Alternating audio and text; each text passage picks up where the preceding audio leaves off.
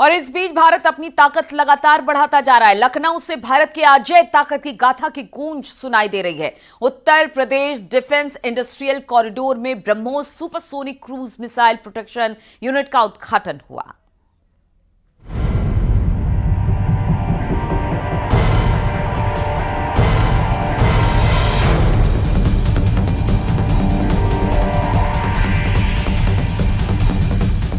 उत्तर प्रदेश की राजधानी के लिए आज एक ऐतिहासिक पल रहा, जब रक्षा मंत्री राजनाथ सिंह ने 300 करोड़ रुपए की लागत से बनी ब्रह्मोस प्रोडक्शन यूनिट का उद्घाटन किया।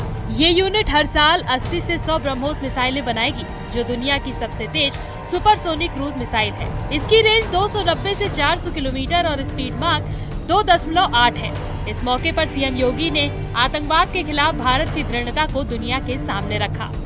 ब्रह्मोस मिसाइल क्या होती है, अभी आपने ऑपरेशन सिंदूर के अंदर इस मिसाइल के पराक्रम की एक झलक देखी होगी, और नहीं देखी होगी तो कम से कम पाकिस्तान वालों से पूछ लेना चाहिए कि ब्रह्मोस मिसाइल की ताकत क्या है। सीएम योगी ने साफ कहा कि आतंकवाद को कुचलने का समय आ गया है। उन्होंने बताया कि उत्तर प्रदेश सरकार ने इस यूनिट के लिए 200 एकड़ जमीन दी, जो अब भारत की आत्मनिर्भरता का प्रतीक बनेगी।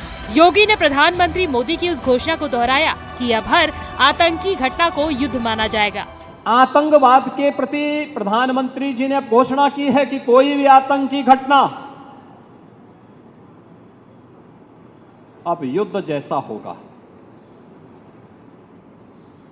और याद करना,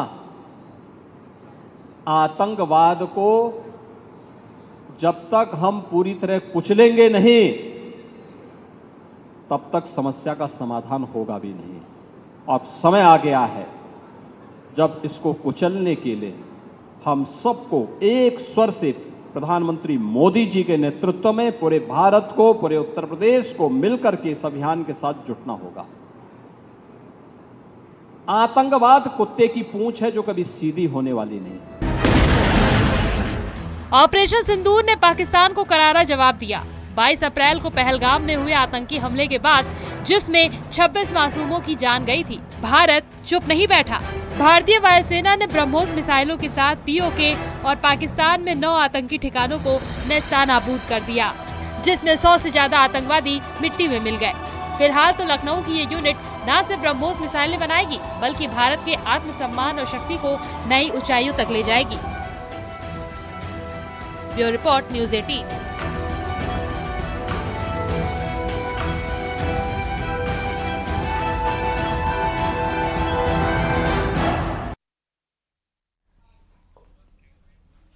तो भारत पाकिस्तान के बीच तनाव को कम करने के लिए 10 मई की शाम सीजफायर के बाद भी सरहद पर तनाव है। दूसरी ओर देश में सियासी हलचल भी बहुत तेज हो गई है।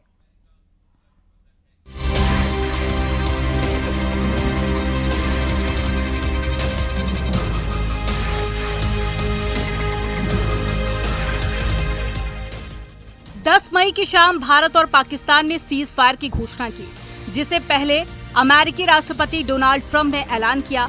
इन सब के बीच में लोकसभा में विपक्ष के नेता राहुल गांधी ने प्रधानमंत्री नरेंद्र मोदी को पत्र लिखकर संसद का विशेष सत्र बुलाने की मांग की और कहा कि पहलगाम आतंकी हमला, ऑपरेशन सिंदूर और सीज फायर पर चर्चा जरूरी है। ये हमारी एकजुटता दिखाने का मौका है।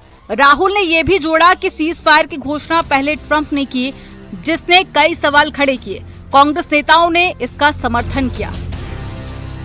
सेना ने घुस करके पाकिस्तान के अंदर जवाब दिया था और अचानक एकदम ब्रेक लग गया, तो पता तो चलना चाहिए देश को कि क्या हुआ, ऐसा क्या कारण हुआ।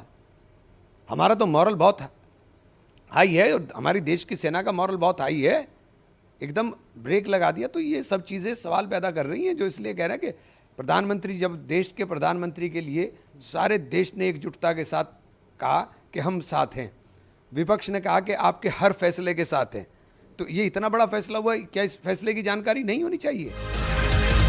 असदुद्दीन ओवैसी ने भी साफ तौर पर कहा कि पाकिस्तान के खिलाफ सख्ती जारी रहनी चाहिए।